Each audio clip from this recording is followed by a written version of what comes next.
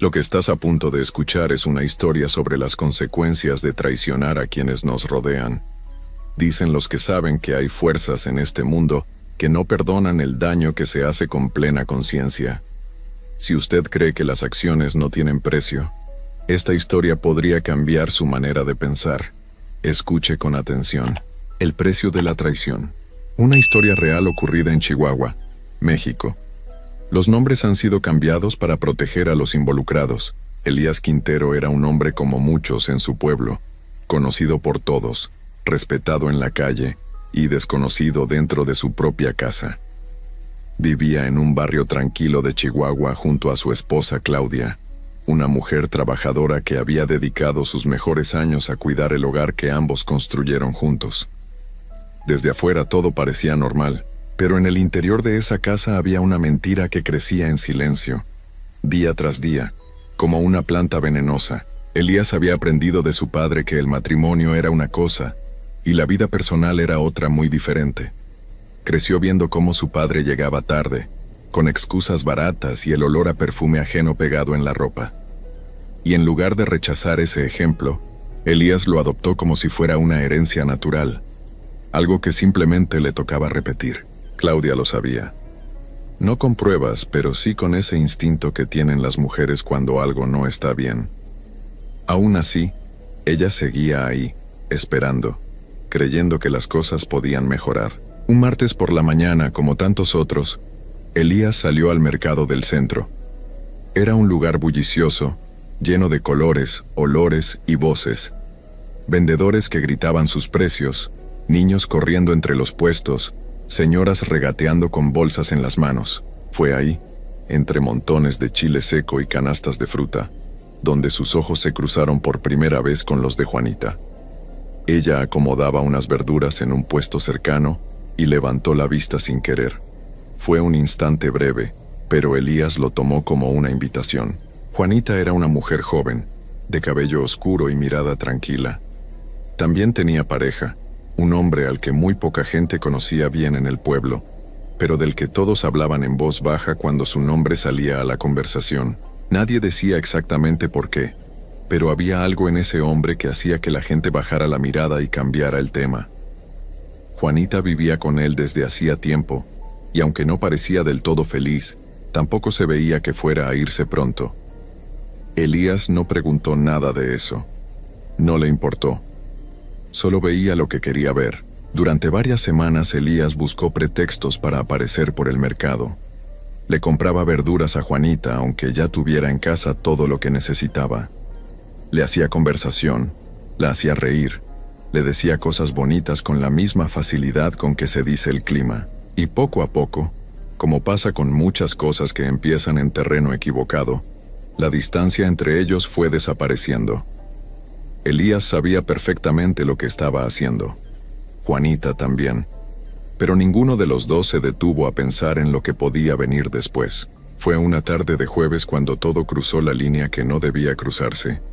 Elías pasó por el mercado cerca del cierre y encontró a Juanita sola, recogiendo su puesto.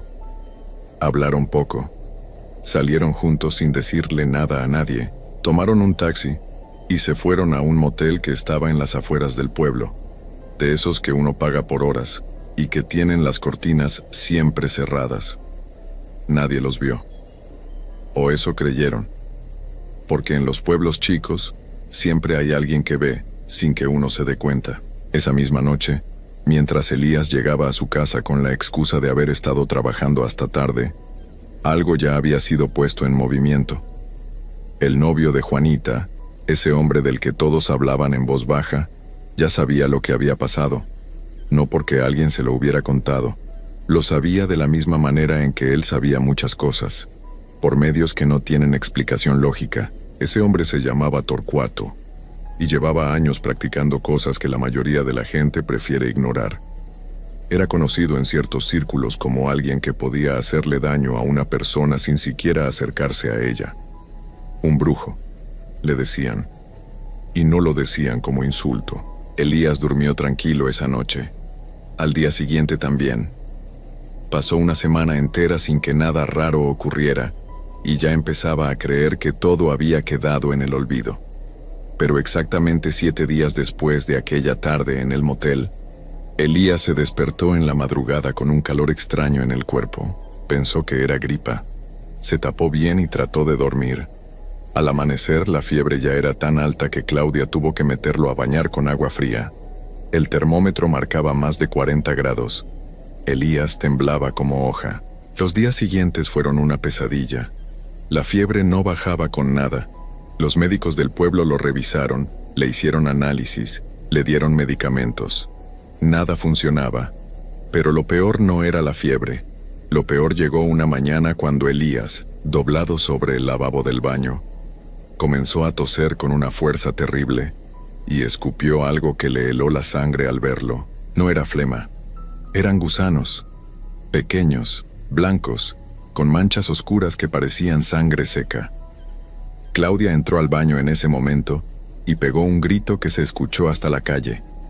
Elías no podía hablar, solo miraba el lavabo con los ojos abiertos de par en par, sin entender lo que estaba viendo. Los médicos que lo atendieron después no supieron qué decir. Ninguno había visto algo así. Hablaban entre ellos con cara de confusión y buscaban en sus libros, sin encontrar nada que explicara lo que le pasaba a ese hombre. Un doctor llegó a sugerir que quizás había comido algo en mal estado, pero todos sabían que eso no tenía ningún sentido. La madre de Elías, una mujer mayor que había vivido mucho y sabido escuchar a la gente del campo, llegó a la casa esa tarde y se quedó quieta mirando a su hijo. Luego salió al patio, se persignó 3 veces y dijo en voz baja lo que ningún médico se atrevía a decir. Eso no era una enfermedad, eso era otra cosa. La madre de Elías no era mujer de andar contando sus asuntos, pero tampoco era de las que se quedaban cruzadas de brazos cuando algo serio estaba pasando. Preguntó aquí y allá, con discreción, hasta que alguien le dio un nombre. El de un hombre que vivía a 2 horas del pueblo, y al que la gente buscaba cuando los problemas no tenían solución normal. Era conocido como alguien que podía ver lo que otros no ven, y que sabía cómo deshacer lo que otras manos habían hecho con malas intenciones. La madre no dudó. Al día siguiente tomó a Elías del brazo, lo metió en el carro entre quejidos y fue hasta ese lugar. El hombre que los recibió era viejo, de manos gruesas y ojos que no parpadeaban mucho. Los escuchó sin interrumpir. Luego observó a Elías durante un buen rato, caminando a su alrededor despacio, sin tocarlo. Cuando terminó, se sentó frente a ellos y sacudió la cabeza muy despacio. Le dijo a la madre, mirándola fijo a los ojos, que sí podía ver lo que le habían hecho a su hijo, que era algo hecho con intención y con conocimiento, pero que él no iba a ayudarlos. La madre frunció el ceño y le preguntó por qué. El hombre respondió con calma, sin levantar la voz. Había gentes a las que él no podía ayudar porque el daño que habían hecho en su vida era demasiado grande, que su hijo había lastimado a muchas personas, había roto muchos hogares, había dejado mucho dolor atrás, y que ese tipo de daño, hecho a propósito y sin remordimiento, tenía un peso que él no estaba dispuesto a cargar. Elías escuchó eso sentado, con la cabeza gacha. Por primera vez desde que empezó todo, no dijo nada, no se defendió, no puso excusas. Algo en las palabras de aquel hombre le pegó diferente, quizás porque eran la verdad dicha sin rodeos, sin compasión falsa, sin el filtro amable que la gente suele ponerle a las cosas difíciles. La madre insistió, rogó, ofreció lo que tenía. El hombre solo repitió su negativa y los acompañó a la puerta. De vuelta en casa, el estado de Elías siguió empeorando. Ya no podía comer. Dormía a ratos y cuando lo hacía tenía sueños tan vívidos y tan oscuros que prefería quedarse despierto, aunque el cuerpo ya no le aguantara.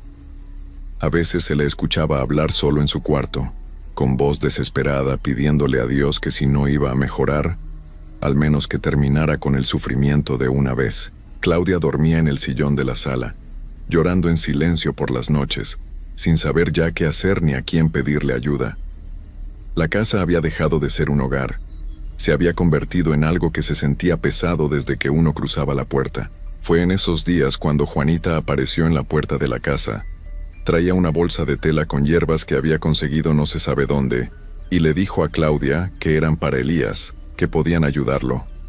Claudia la miró a los ojos un momento y luego se hizo a un lado para dejarla pasar. No hubo palabras entre las dos mujeres, no hacían falta.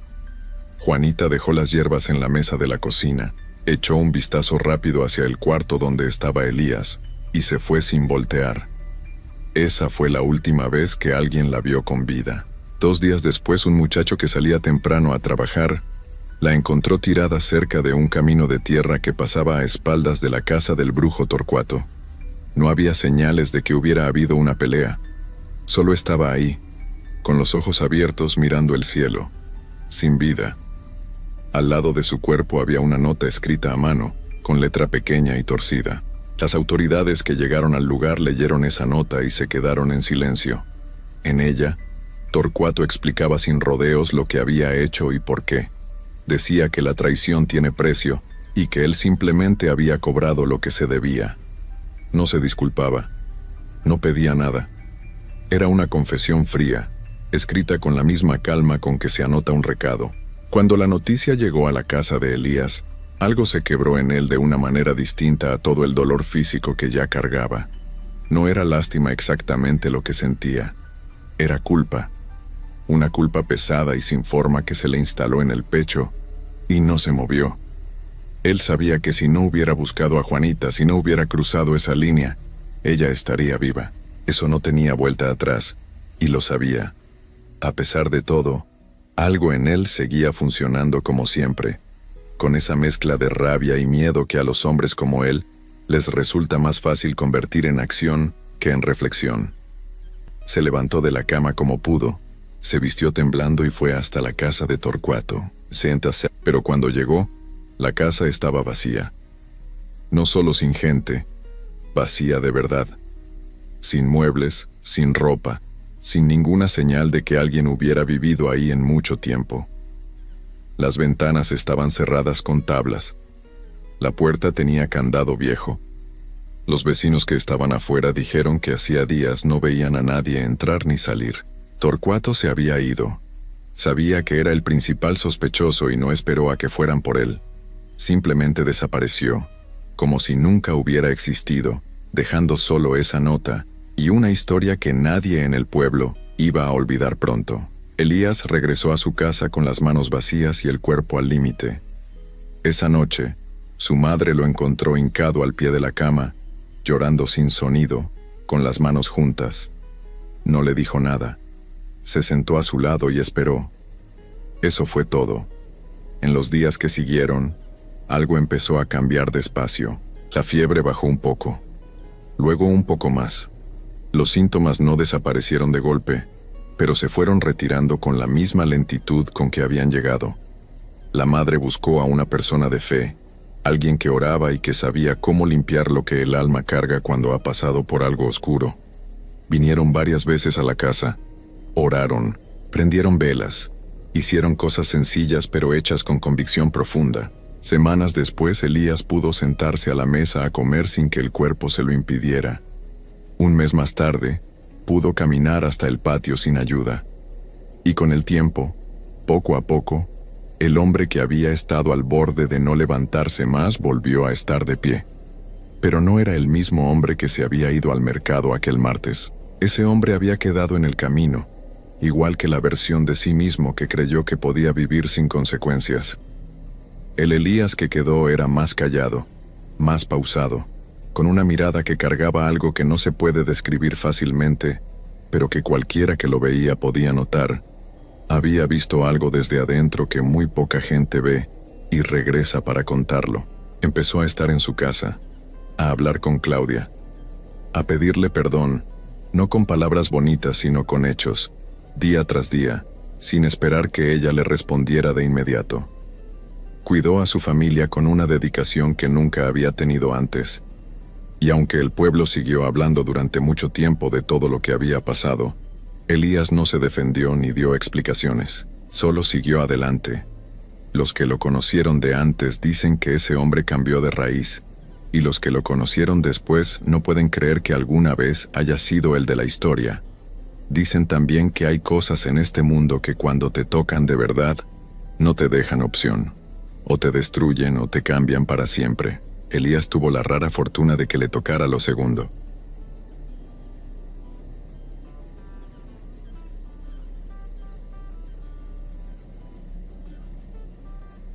Lo que estás a punto de escuchar no es un cuento. Es el recordatorio de que hay cosas que, una vez que se abandonan, nunca vuelven a ser iguales, y que los lugares donde vivió el amor, cuando se quedan solos demasiado tiempo, empiezan a llenarse de otra cosa. Dicen que el ranchito El Mezquite todavía cruje de noche, que hay quienes escuchan pasos en una parcela donde ya nadie siembra, y que el olor a tierra mojada aparece sin razón en los cuartos cerrados. Esto es lo que pasó allí. Don Chava tenía 79 años cuando la gente del pueblo empezó a notar cosas raras. No en él, exactamente, sino a su alrededor. En su casa, en sus animales, en el aire que rodeaba su parcela al caer la tarde.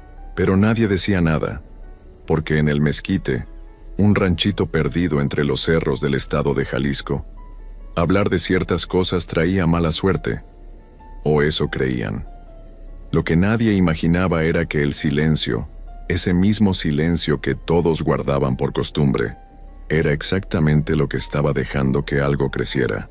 Don Chava había enviudado años atrás cuando doña Ambrosia, su esposa, falleció después de una larga enfermedad que la fue apagando poco a poco.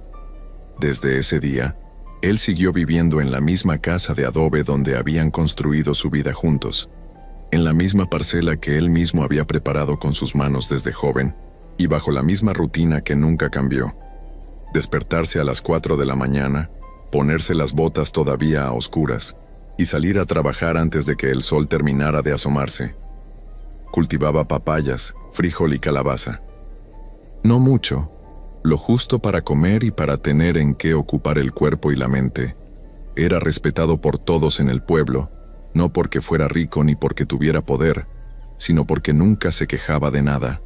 Era el tipo de hombre que aguantaba el dolor sin hacer ruido, que sonreía aunque le doliera el cuerpo, que decía, aquí voy, gracias a Dios, cuando en realidad llevaba días sin comer bien.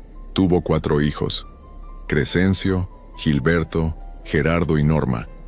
Todos crecieron en esa misma tierra, jugaron entre esas mismas matas de frijol, bebieron del mismo pozo.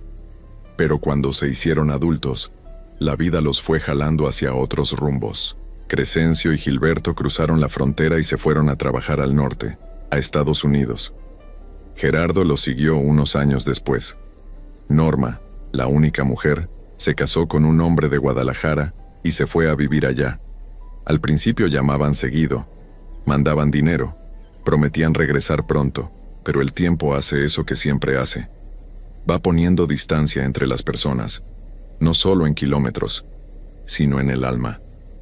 Las llamadas se fueron espaciando, los meses pasaban sin noticias, y don Chava, que nunca quiso ser carga para nadie, dejó de esperar junto al teléfono y se fue acostumbrando al silencio. Y fue en ese silencio donde empezó todo.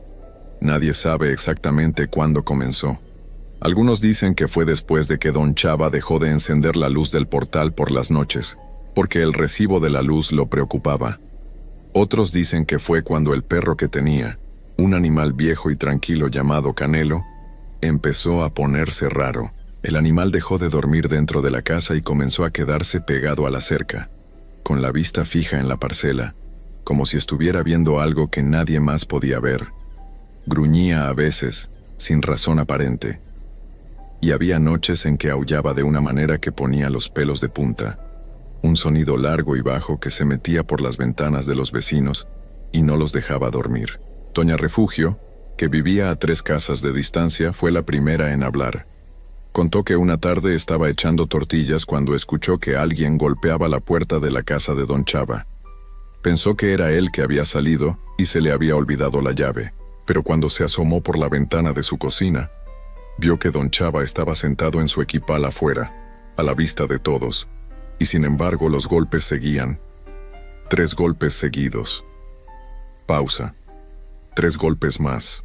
Don Chava no se movió, solo bajó la cabeza, como si ya supiera lo que era y hubiera decidido no darle importancia. Eso fue lo que más asustó a doña Refugio, no los golpes, sino que el viejo no se sorprendió. Para entonces don Chava ya estaba muy deteriorado físicamente. Quien lo veía de cerca notaba que sus manos temblaban más de lo normal, que caminaba más despacio, que sus ojos tenían ese brillo apagado de quien come poco y duerme mal. Pero él no decía nada. Seguía saliendo a su parcela cada mañana. Seguía saludando a los vecinos con la misma serenidad de siempre. Y cuando alguien le preguntaba cómo estaba, respondía lo mismo que siempre. Bien, bien, aquí nomás. Gracias a Dios. Nadie sabía que había días en que lo único que comía era un par de tortillas con sal, porque el dinero no alcanzaba, y el orgullo no le permitía pedir.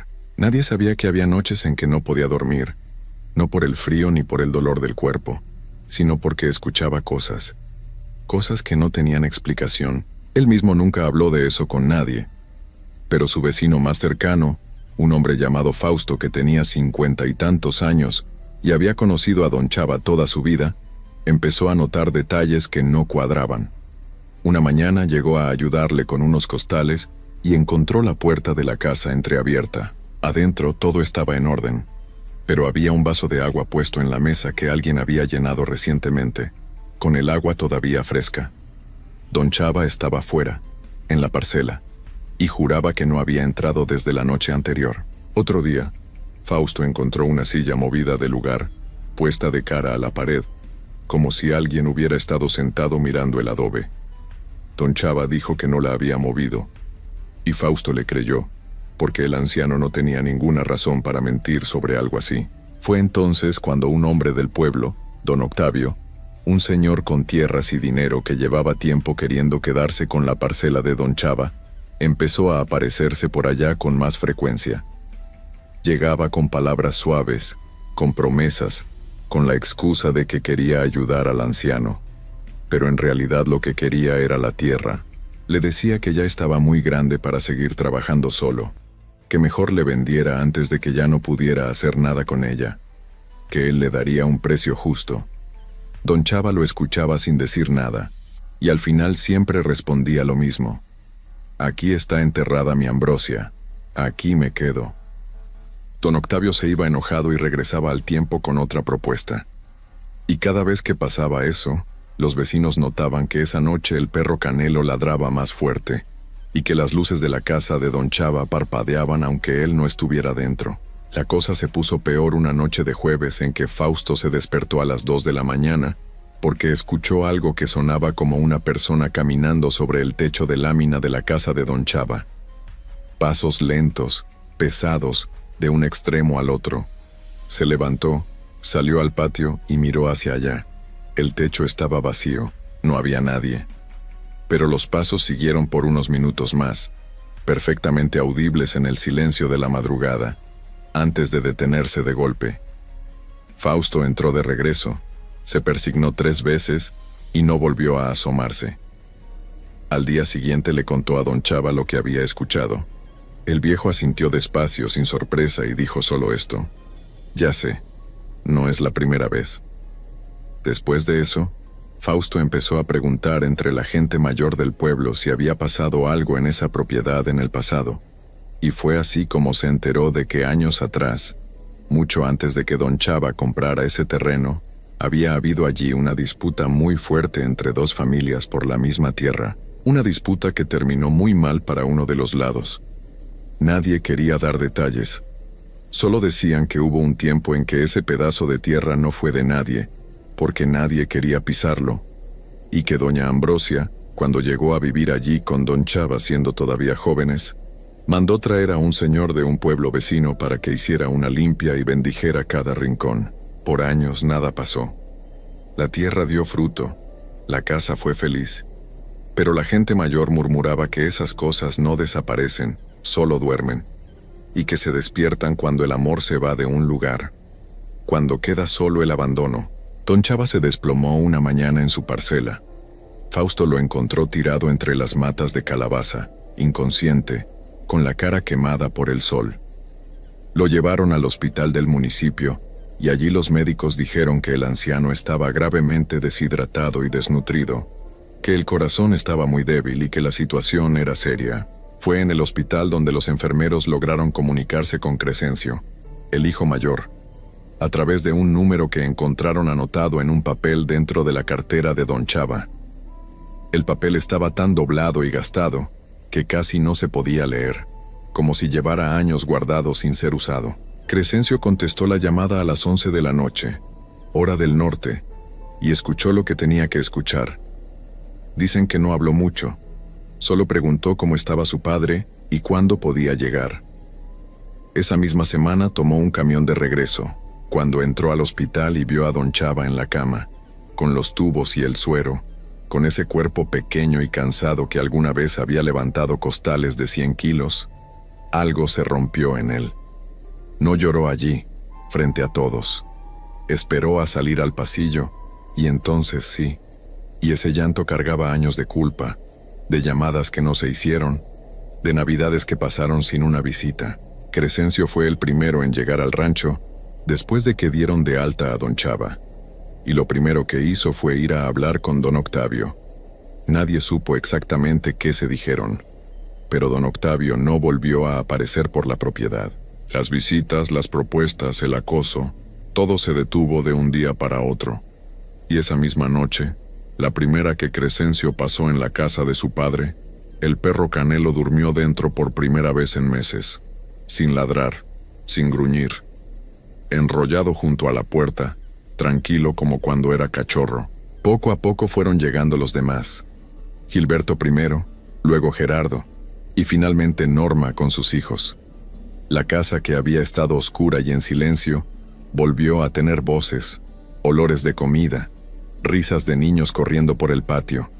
Don Chava se sentaba en su equipal y los miraba a todos con esa cara que tiene la gente cuando recibe algo que ya no esperaba recibir. No pedía nada, solo miraba y sonreía con los ojos.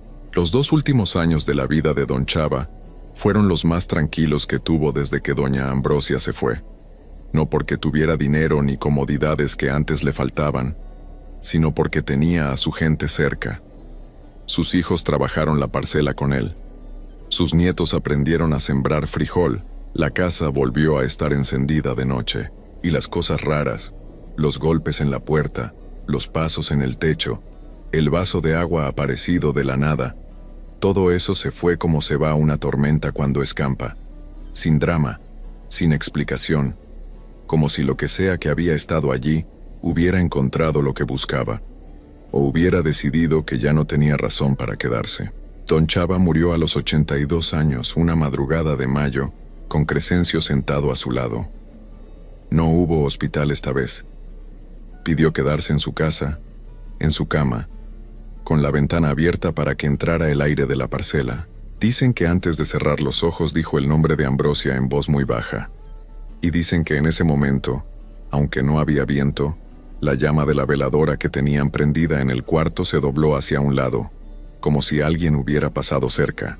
La gente del pueblo dice que desde entonces la propiedad está en calma, que los hijos de don Chava se turnaron para no dejarla sola, que siguieron sembrando porque así lo hubiera querido él, pero también hay quienes dicen que de vez en cuando, muy de vez en cuando, en las noches sin luna, se escucha desde afuera el chirrido del equipal de madera moviéndose solo en el portal, como si alguien todavía se sentara allí a esperar, no para asustar, solo para no olvidar que esa tierra fue, durante muchos años, el lugar donde alguien vivió y amó y esperó a los suyos, y que los lugares que cargan ese tipo de historia nunca quedan completamente vacíos. El rancho El Mezquite todavía existe, la parcela todavía da fruto, y el equipal de don Chava todavía está en el portal, exactamente donde él siempre lo puso.